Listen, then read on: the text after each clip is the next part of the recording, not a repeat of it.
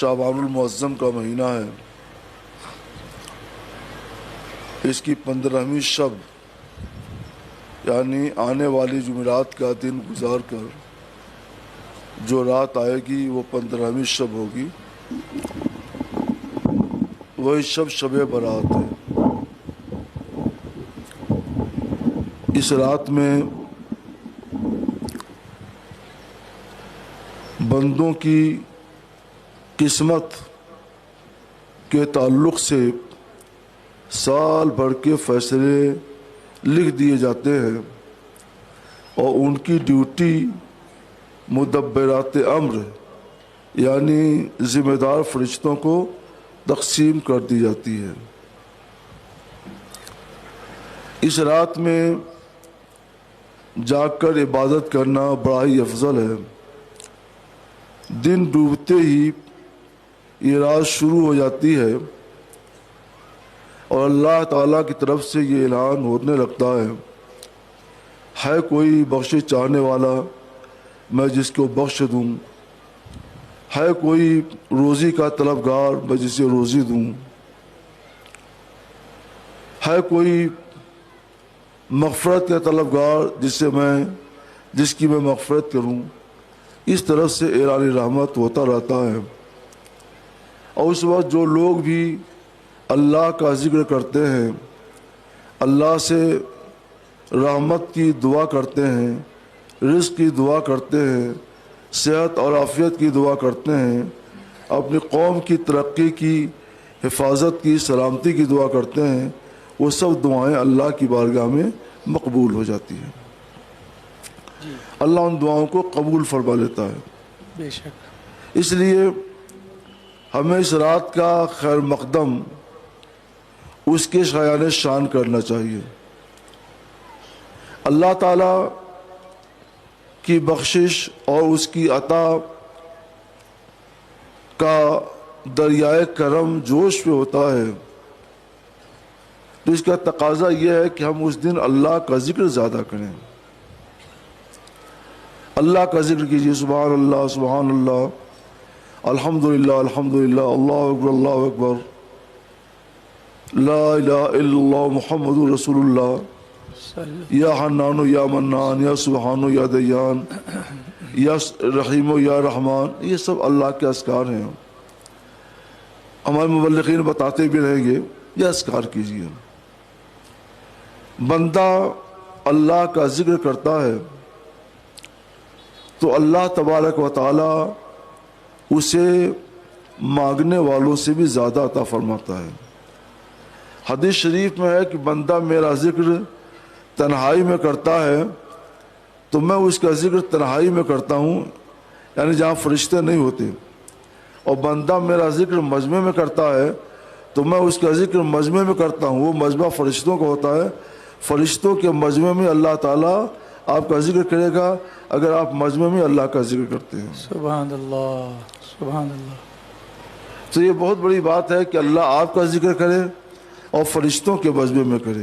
سبحان اللہ. تو اللہ کا ذکر کیجیے. جی. اللہ کے ذکر میں خاص طور پر چند چیزوں کو اہمیت دیجیے. نمبر 1, استغفر اللہ ربی من کل ذنب و اتوب الیہ. یہ کثرت سے پڑھیے, کم سے کم 300 مرتبہ پڑھیے. استغفر اللہ ربی من کل ذنب و اتوب الیہ, استغفر اللہ ربی من کل ذنب و اتوب الیہ. اللہ تعالیٰ کو اپنی بارگاہ میں جب کوئی توبہ کرتا, اللہ کی بارگاہ میں استغفار کرتا ہے تو یہ چیز اللہ تعالیٰ کو بہت محبوب اور بہت پسند ہے. یہاں تک کہ اللہ تعالیٰ نے حضور سید عالم صلی اللہ علیہ وسلم کو حکم دیا, اذا جاء نصر اللہ والفتح ورأيت الناس يدخلون في دين الله افواجا فسبح بحمد ربك واستغفر, کہ اپنے محبوب اپنے رب کی تسبیح کیجئے, سبحان اللہ پڑھیے اور استغفار کیجئے, استغفر اللہ پڑھیے. انہ کان توابا, بے شک اللہ توبہ قبول کرنے والا ہے. رسول اللہ صلی اللہ علیہ وسلم کو توبہ کی ضرورت نہیں.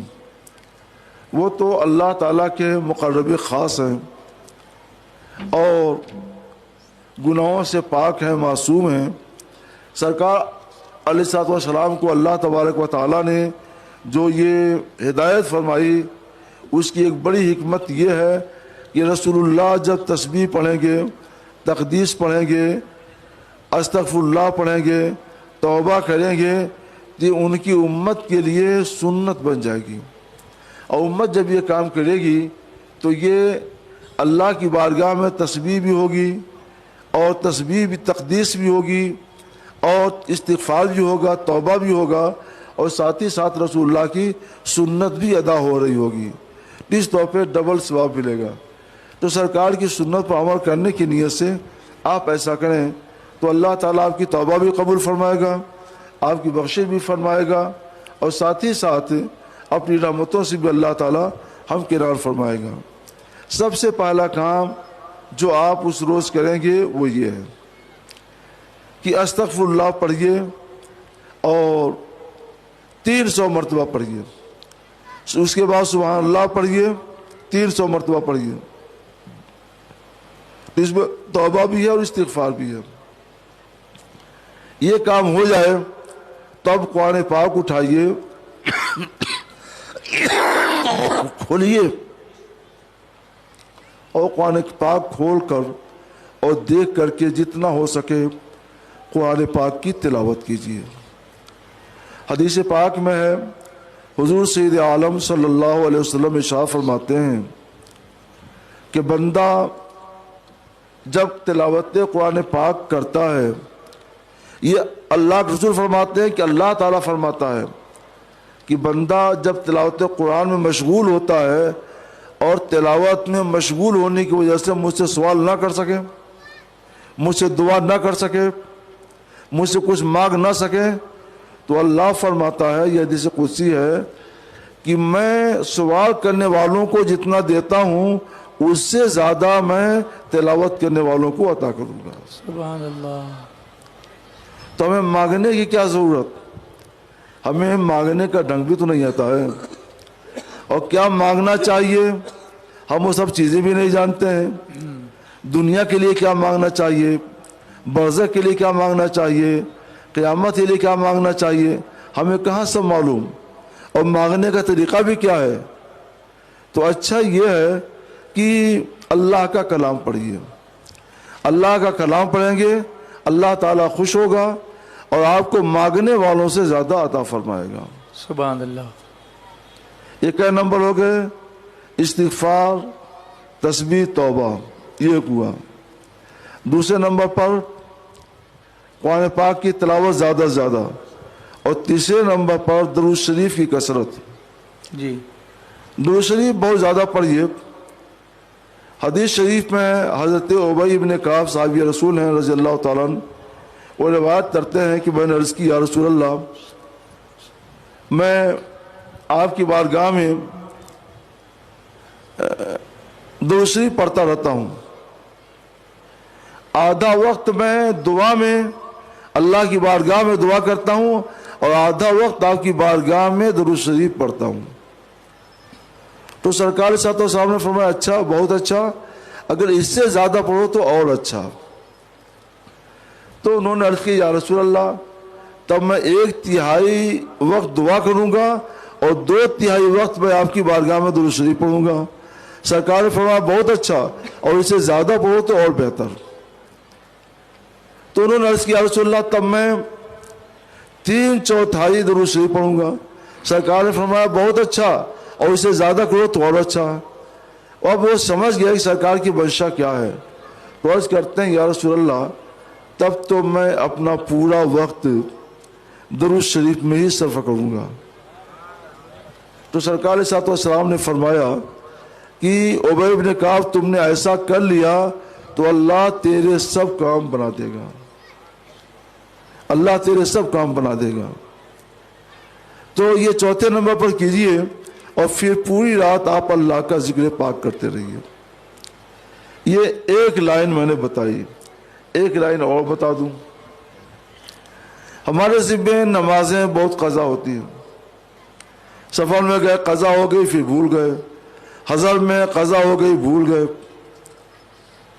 تو یاد رکھیے اگر نوافل آپ بھول جائیں گے تو قیامت دن کوئی آپ سے پوچھے گا نہیں تم نے یہ نوافل کیوں نہیں ادا کیے، اور فرائض بھول جاؤ گے، مثلا فرض نماز ظہر کی، فجر کی یا عصر کی، مغرب کی، عشاء کی بھول جاؤ گے تو اللہ تبارک و تعالیٰ کیا پرسش بھی ہوگی اور اس کی وجہ سے جہنم میں بھی جا سکتے ہو۔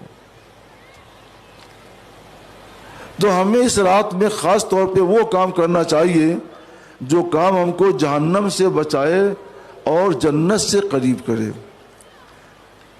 ہم نے جو بتایا یہ ان لوگوں کے لیے ہے جو وقت سے سب نمازیں جماعت سے ادا کرتے رہتے ہیں، اور جو نہیں ادا کر پاتے ہیں، نمازیں چھوٹ جاتی ہیں وغیرہ وغیرہ، تو ان کے لیے پہلا عمل یہ ہے کہ استغفار تو کریں، استغفار تو کرنا ہی کرنا ہے، تسبیح و تقدیر بھی پڑھنی ہے، لیکن اس کے بعد جو سب سے پہلا ان کا عمل ہوگا وہ یہ ہوگا کہ قضائے عمری پڑھیں، جو نمازیں زندگی میں چھوٹ گئی ہیں ان نمازوں کو پڑھیں۔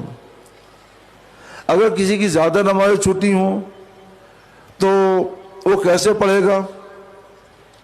گنتی بھی صحیح یاد نہیں تو یہ نیت کرے کہ الہ العالمین میری زندگی کی آخری نماز جو مجھ پر فوت ہو کر قضا ہوئی اس کی نیت کی، اسی نیت سے سب نماز سورہ پڑھیے، جیسے انا اعطیناک الکوثر، لإلاف قریش، والعصر ان الانسان لفی خسر، قل هو اللہ احد، یہ صورتیں پڑھ لیجیے، اور تسبیح 7 مرتبہ کے بجائے بس 3 مرتبہ سبحان ربی العظیم، سبحان ربی الاعلیٰ، 3 مرتبہ۔